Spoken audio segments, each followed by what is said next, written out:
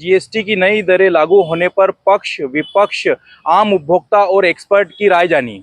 उस पे निश्चित रूप से मतलब आज तक जीएसटी के नाम पे लूट हो रही थी क्या? टैक्स के नाम पे लूट हो रही थी क्या? कहा मेरा इनसे प्रश्न है, क्या इसका फायदा आम जनता को मिल रहा है या मिलता दिखाई दे रहा है? नहीं। व्यापार भी बढ़ेगा और आम जनता को भी जो रोज की उपभोग की वस्तुएं हैं, छोटी मोटी बड़ी सब जो उनके दैनंदिन उपयोग की चीजें हैं, वो सब उनको सस्ती मिलेगी। अब जो 0% की रेट हुई है तो आम आदमी को तो फायदा होगा ही ना उसका।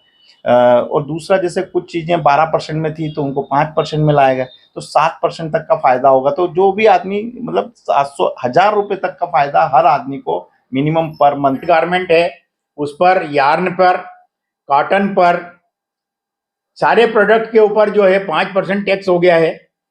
अब इसका सेटअप जो है हमको सिर्फ 5% वैल्यू एडिशन में लगने वाले कास्ट ऑफ प्रोडक्शन के ऊपर ही हमको अतिरिक्त भरना होगा।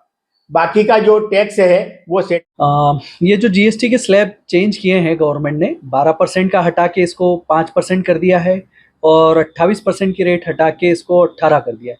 इससे कंज्यूमर को बहुत बेनिफिट मिलेगा, काफ़ी चीज़ें सस्ती होगी इसमें और बहुत ही अच्छा पहल है ये। जैसे साबुन, सर्फ या डेली जो चीज़ें हैं घरेलू उपयोग की, उस पर भी जीएसटी 12 से 5% कर दिया है। ड्राई फ्रूट्स में भी थोड़े बहुत चीज़ों में कटौती करी है जीएसटी में। जैसे बादाम रोज़मर्रा में यूज़ आने वाली चीज़ें हैं वो उसमें 5% कर दिया 12 से।